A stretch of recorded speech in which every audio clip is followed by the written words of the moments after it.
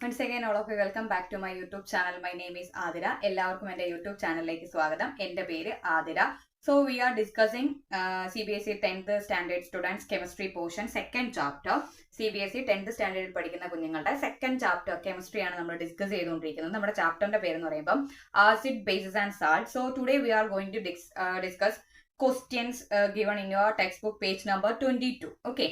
നിങ്ങളുടെ ടെക്സ്റ്റ് ബുക്കിൽ page number 22 തന്നിരിക്കുന്ന ക്വസ്റ്റ്യൻ ആൻസേഴ്സ് ആണ് ഇന്ന് നമ്മൾ ഡിസ്കസ് ചെയ്യാൻ പോകുന്നത്. വളരെ സിമ്പിൾ ക്വസ്റ്റ്യൻ ആണ്. ജസ്റ്റ് നമുക്ക് ആ ലാസ്റ്റ് ക്വസ്റ്റ്യൻ മാത്രമേ ഇച്ചിരി ഒരു ടഫ് ആയിട്ട് തോന്നത്തുള്ളൂ. സോ ഫസ്റ്റ് ക്വസ്റ്റ്യൻ എന്ന് പറയുന്നത് why should curd and sour substances not be kept in brass and copper vessels? Okay. Why should curd and sour substances not be kept in brass and copper vessels? Okay.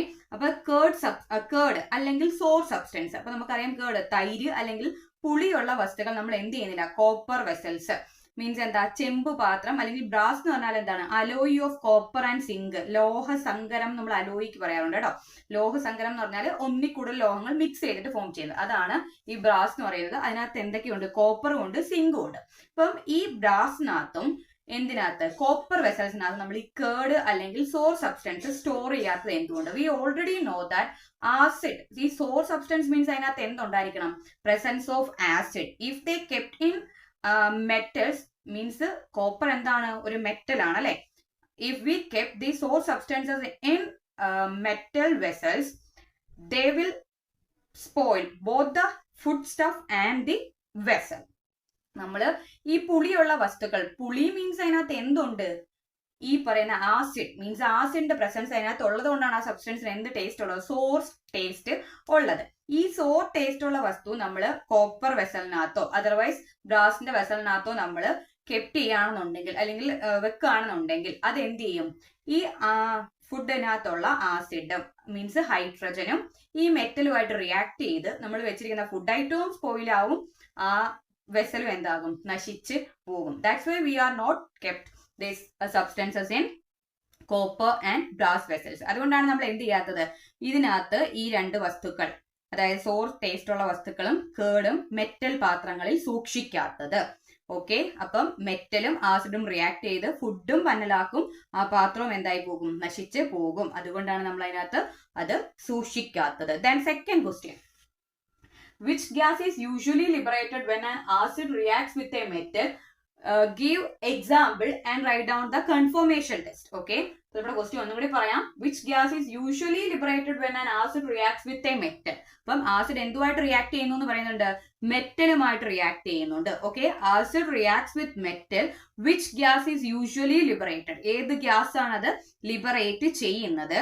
Then secondly we need to give one example and the confirmation test of the gas. Okay. അപ്പൊ നമുക്ക് acid plus metal gives, ഏതൊക്കെയാണ് gas, നമ്മൾ മുന്നേ പറഞ്ഞ portion ആണ്. Acid plus metal gives salt plus hydrogen gas. Okay.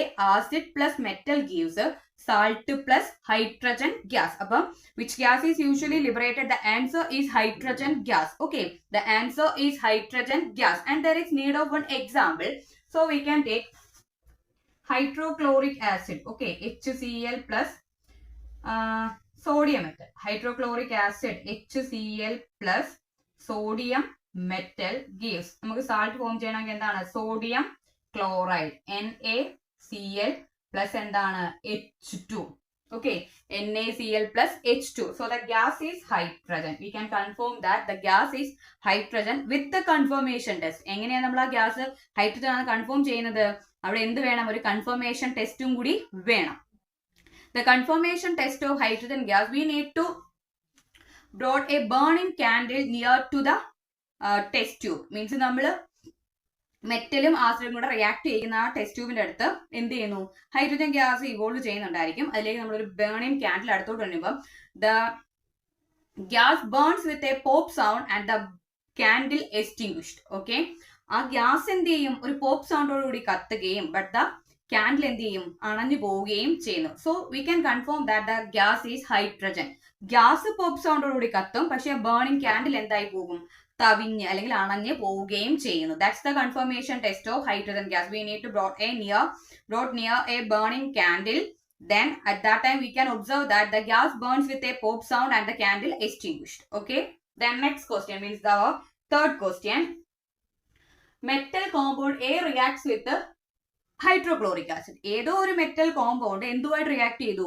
Hydrochloric ആസിഡുമായിട്ട് react ചെയ്തു. A metal compound A reacts with hydrochloric acid to produce effervescence. Okay, ഏതോ ഒരു മെറ്റൽ കോമ്പൗണ്ട് ഹൈഡ്രോക്ലോറിക് ആസിഡുമായിട്ട് റിയാക്ട് ചെയ്തപ്പോൾ അവിടുന്ന് effervescence മീൻസ് പത എന്ത് ചെയ്തു? വന്നു, അല്ലെങ്കിൽ കുമിളകൾ വന്നു.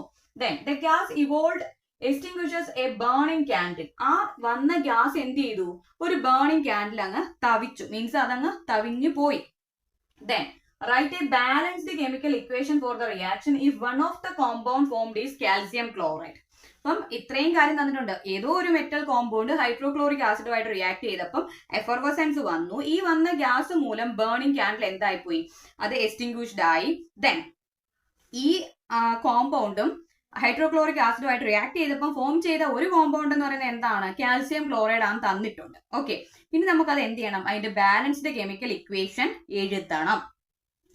സോ ഇപ്പൊ നമുക്ക് മെറ്റൽ കോമ്പൗണ്ട് ഏതാണ് അറിയത്തില്ല. ഓക്കെ, മെറ്റൽ കോമ്പൗണ്ട് ഏതാണെന്ന് അറിയത്തില്ല, പക്ഷെ ഫോം ചെയ്ത പ്രോഡക്റ്റ് ഒരെണ്ണം തന്നിട്ടുണ്ട്. Calcium compound is calcium chloride. Okay, CaCl2. Okay, CaCl2 ആണ് നമ്മുടെ ഒരു കോമ്പൗണ്ട് എന്ന് പറയുന്നത്. ഇനി കാൽസ്യം ക്ലോറൈഡ് ഫോം ചെയ്യണമെങ്കിൽ അത് എന്തുമായിട്ടായിരിക്കും? ഒരു മെറ്റൽ കോമ്പൗണ്ട് ആണെന്ന് പറയുന്നുണ്ടല്ലോ, അപ്പൊ അത് എന്തുമായിട്ട് റിയാക്ട് ചെയ്യണം? ഒന്നുകിൽ കാൽസ്യം കാർബണേറ്റ് അല്ലെങ്കിലോ കാൽസ്യം ബൈകാർബണേറ്റുമായിട്ട് റിയാക്ട് ചെയ്യണം. ഇപ്പൊ നമുക്ക് തൽക്കാലം കാൽസ്യം കാർബണേറ്റ് എടുക്കാം. CaCO3 isn't it? Calcium carbonate CaCO3 ആയിട്ട് എന്ത് റിയാക്ട് ചെയ്യുന്നു? ഹൈഡ്രോക്ലോറിക് ആസിഡ് റിയാക്ട് ചെയ്യുന്നു. അപ്പൊ ഒരു മെറ്റൽ കാർബണേറ്റുമായിട്ട് ആസിഡ് റിയാക്ട് ചെയ്യുമ്പോൾ ഫോം ചെയ്യേണ്ട പ്രോഡക്ട്സ് എന്തൊക്കെയായിരുന്നു? അതിന്റെ corresponding salt of the metal, carbon dioxide gas and water. Okay, carbon dioxide gas and water. So അവിടെ എഫർവസൻസ് ഫോം ചെയ്തു മീൻസ് ഏത് ഗ്യാസ് ഫോം ചെയ്തു? കാർബൺ ഡയോക്സൈഡ് ഗ്യാസ് ഫോം ചെയ്തു. ഇനി നമുക്ക് ഇക്വേഷൻ എന്ത് ചെയ്യാൻ പറഞ്ഞിട്ടുണ്ടായിരുന്നു? ഒന്ന് ബാലൻസ് ചെയ്യാൻ പറഞ്ഞിട്ടുണ്ടായിരുന്നു. ഓക്കെ, കാൽസ്യം റിയാക്ടൻ സൈഡിൽ എത്ര ഉണ്ട്? 1. പ്രോഡക്റ്റ് സൈഡിൽ എത്ര എണ്ണാണ്? 1. സോ കാൽസ്യത്തിന്റെ എണ്ണം എന്താണ്? ബാലൻസ്ഡ് ആണ്. ദെൻ കാർബൺ എത്ര ഉണ്ട്?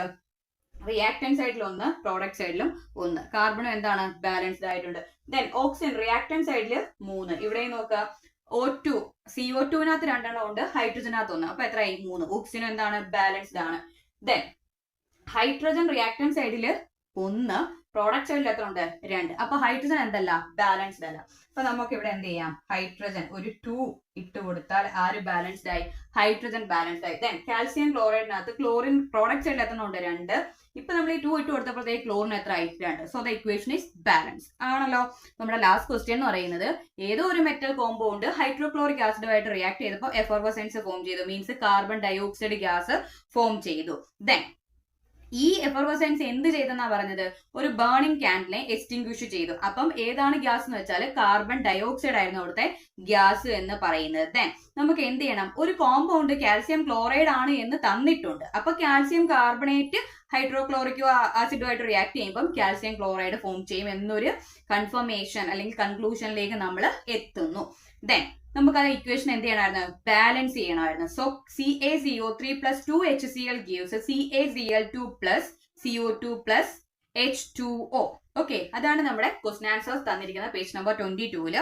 അപ്പം ജസ്റ്റ് കൃത്യമായിട്ട് ക്വസ്റ്റ്യൻസ് വായിച്ച് മനസ്സിലാക്കി ആൻസർ ചെയ്യുക. ഒരു ക്വസ്റ്റ്യനും നമുക്ക് വിട്ടുകളയേണ്ടി വരില്ല. ഓക്കെ, അപ്പൊ ഞാൻ പറയുന്ന കൺസെപ്റ്റ് നിങ്ങൾക്ക് ക്ലിയർ ആയി എന്ന് കരുതുന്നു. നെക്സ്റ്റ് ക്ലാസ്സിൽ നമുക്ക് വീണ്ടും കാണാം. Thank you.